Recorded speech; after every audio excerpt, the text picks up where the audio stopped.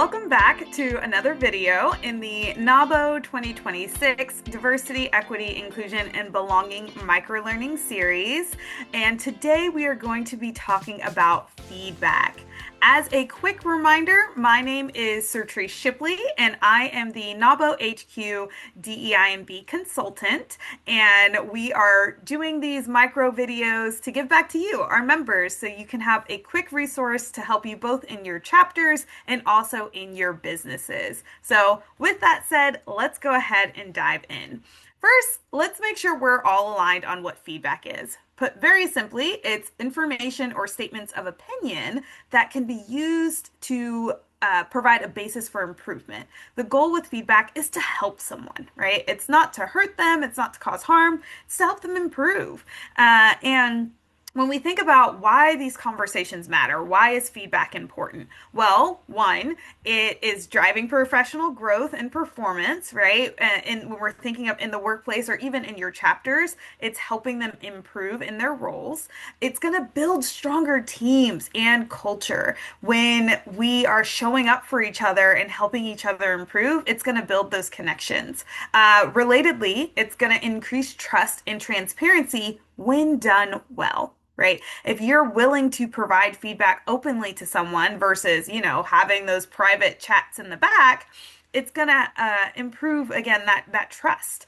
And then lastly, it prevents miscommunication or resentment. Again, when we have these thoughts of how people can do things differently to show up better, if we keep them to ourselves or even worse, share it with someone other than that person, it's not going to help us get to a better place, right? It actually can make things worse. So getting into a place where, again, not everyone loves feedback and it can be a little uncomfortable, but trust me, it is going to be better in the long run if you can provide that feedback in a meaningful way versus just letting it simmer. And the last thing I'll say here that's really important to note with feedback is it doesn't have to be formal either. When we're talking feedback, this is not necessarily saying simply your performance reviews or large evaluations. Most cultures are going to do better if you build in feedback as just a part of your day-to-day interactions and building this expectation of open communication and shared learning and growth. Having that continuous feedback versus those one-off performance review conversations creates more opportunity for growth, and again, it's going to be better for building stronger cultures. So when we think of feedback, another thing to consider is role clarity. Feedback is going to work best when it's coming from the person in the right role. So with supervisors and managers, you are going to be most responsible for providing performance feedback, right? Are they showing up as you expect in line with their responsibilities? Your peers, though, that feedback is going to be related to things like collaboration. How are we working together? That teamwork. And then lastly, with your direct reports, people reporting up into you, that is important as well and often gets overlooked, right? We need to make sure we're creating a safe space for upward feedback. How are you showing up for me as a leader? How else can you be supporting me and helping me? And again, it's really important we come from the right place because when it doesn't, it can lead to confusion of, who do I actually report to, or why do you have an opinion on this when you're not a part of it? But that's not to say you may not see something that you feel you have feedback on, even if it's not your role. So if it's not your place, my recommendation is to redirect it to the appropriate person. Talk to them and say, hey, this is something I've noticed. I'm not sure if you have. I just thought I'd let you know in case you want to talk to them. Or you can ask permission and say, hey, this isn't necessarily my role, but I did notice some things and I wanted to talk to you about it if you're open to some unsolicited advice. That's a joke I like to make. Unsolicited, but I have some thoughts. So if you want it, you can take it. If not, I get it because I know it's not my place. So that's a little on role clarity. I have two more things I want to touch on briefly for this quick video today, and that is tips on both giving feedback and then tips on receiving feedback. So let's start with giving. Here we have this reference point of 10 principles for effective feedback. And so when giving effective feedback, it's important that we are specific in what we are giving. We focus on observed behavior. So what did we see? Describe exactly what you're referencing. So they have a reference point, keeping it impersonal, focus again on the specific action, the behavior, the task, and not the person as much as possible. Link it to goals, or if it is something that is about the person, tie it to your mission, vision, values, right? And understanding if it's maybe how they're coming off of we're creating a culture of concern and care, and that didn't feel that way, or something like that. Prioritize. Let's not overwhelm them with feedback. So be really intentional with what you want to focus on. Another one here is make sure that it is well timed. You don't want to wait too long to provide feedback. You want to provide that feedback in the moment when possible. And then we want to make sure that we are also ensuring understanding. Check in with them. Make sure they understand, what feedback are you providing? What does it relate to? The next one we have is make sure it's controllable. Again, we don't want to give them feedback on something that's out of their control. So make sure that it is something that if you give them this feedback, it's something they can action, right? And then from there, we want to also make sure that it's constructive. Again, when providing feedback, we are doing something that's going to help this person to improve.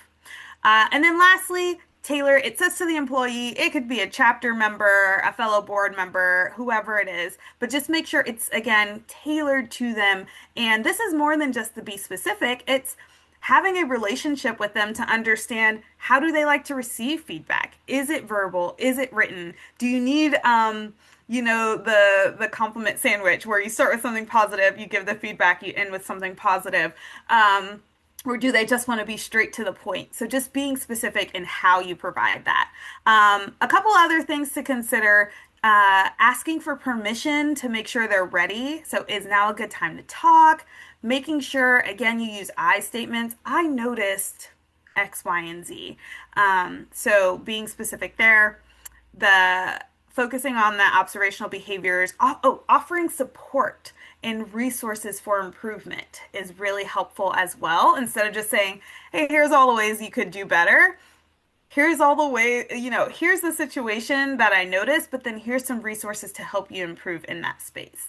And then lastly, again, especially if you are a leader, if you are, let's say you're on your the board for your chapter, offer support. How can I support you in this, in your growth, in your journey? Okay. All right. So those are some things around giving feedback, but we are not only givers, right? We are receivers as well. And receiving can be just as difficult. For some, it might be more so. So with that, we have here the feedback staircase. I really love this resource. And it's showing the levels, right? When we start, sometimes we may be in that denial space. When someone provides us feedback, we go, what are you talking about? That didn't happen. Problem, what problem, right? So that is very foundational in terms of maybe not the best way to receive feedback, right? One step up from there is defending. So, no, okay, you're saying that this is your feedback, but you don't understand. You don't know what you're talking about. This isn't what happened. This isn't what I mean. You're being sensitive, and you kind of push back. We even feel that a lot of times when that defensiveness, we can feel it coming up in our body when someone's giving us feedback and we're preparing ourselves to react. That's a sign that maybe we're on that lower level of the staircase, right? And then another step up from there, you can see we're building. That's when you start to explain, okay, yes, right? And one step of defending of no, it's, yes, I get it, but here's why I did it, right? And you kind of excuse it away, or you explain, yeah, I have been late every day, but I have all these other responsibilities. Well, maybe we need to reprioritize some things, right? Maybe we can shift some things around, but we start explaining and providing excuses versus taking accountability, which we'll get to here in a bit. And then we have understanding. So now we're getting more on that positive end. We're higher up. We're, all right, when someone provides feedback, we take it in. I understand what you're saying. I hear you. Thank you for sharing that, right? But there's one thing that makes that a little bit better. And to get to the top of that staircase, it's going beyond just saying, okay, I understand what you're saying. I get where you're coming from. It's adding in that, here's what I'm going to do about it. Here's the change, right? And it doesn't have to be in the moment. It can come later, but that change moment is key. And some tips here, it's really important we make sure we are listening actively without interrupting when someone gives us feedback. Ask questions to clarify if needed. Make sure you understand what they're saying to you versus sometimes we assume or we hear something different than how they're sharing it. So being able to parrot that back to make sure you're aligned. And again, pulling away that intent and impact. Assume that if someone's giving you feedback, it's to help you, not to hurt you, even if it might have been hard for you to hear. And then if you need to, take some time to reflect on the feedback before you react and respond.